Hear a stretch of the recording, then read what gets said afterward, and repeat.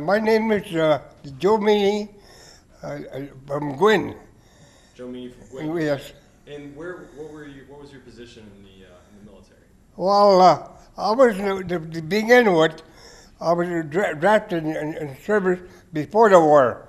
Okay. But only supposed to go for 1 year. I could have got out of it by working in mines. But I went for 1 year. I'd go 1 year, come back. But then the war broke out.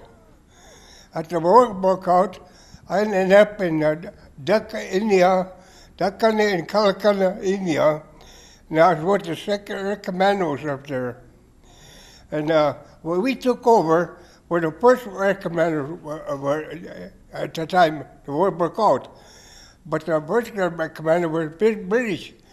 And they were, you so much airplanes shut down.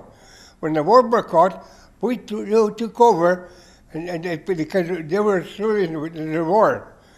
And I was with 2nd Air Commandos. We covered the B-29, crossed the Hamel Mountain out there. And, so you were out all the way in India? India and Burma. India and Burma. Okay. Yeah, it's a hot weather, and the mountain scenes were terrible. The rain and rain, my God. I can't imagine. Oh, yes. So where were you on Pearl Harbor the day I was not. I know you weren't at Pearl Harbor. No. The day that it happened, the day that. Oh, the way I was in stateside. I was in state. Can you tell me about that day? Do you remember that day? Yes, I was on Wednesday. I was stationed in Fort Knoxon, Kentucky, and that's where we joined the 2nd Air Commandos when the British wouldn't fight when they joined that service. So that's when I went there. From Fort Knoxon, Kentucky, then I went to California, and there we got in a ship, and they shipped over the seas. And across the national day line, the equator, and we ended up in Bombay, India. But no, Dhaka, India. And that's where we covered the bombers, but it cost the Himalaya mountains. The mountains so high up there, you couldn't go through that time because the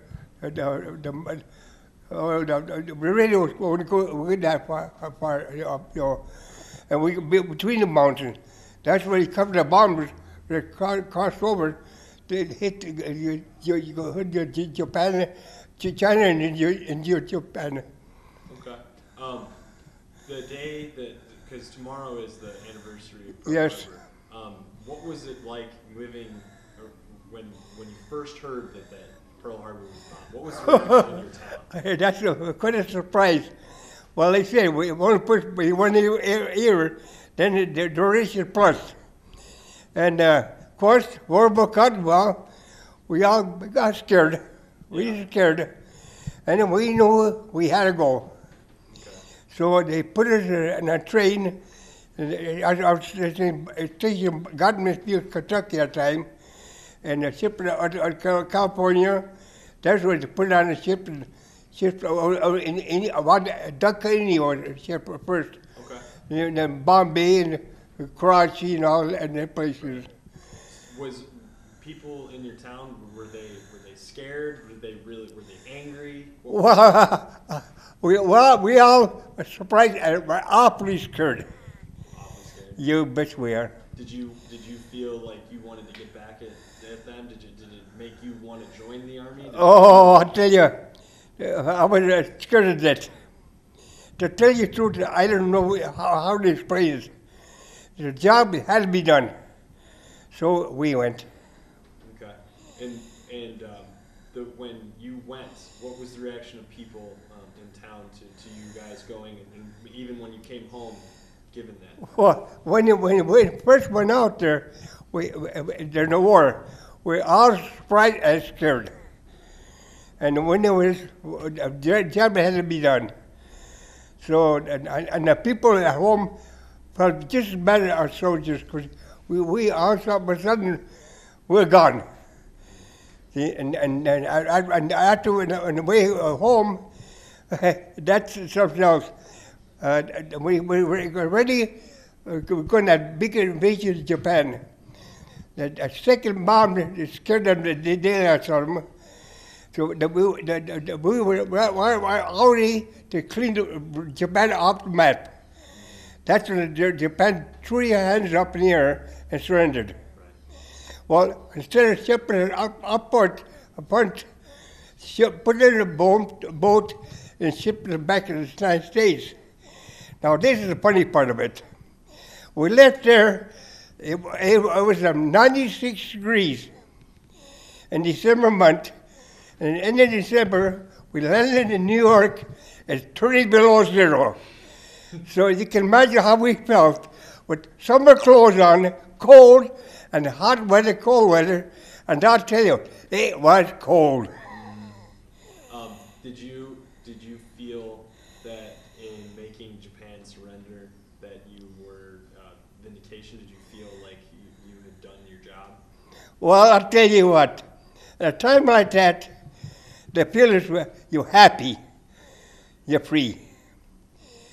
Otherwise, as far as the war, nobody's like wars. It's no picnic.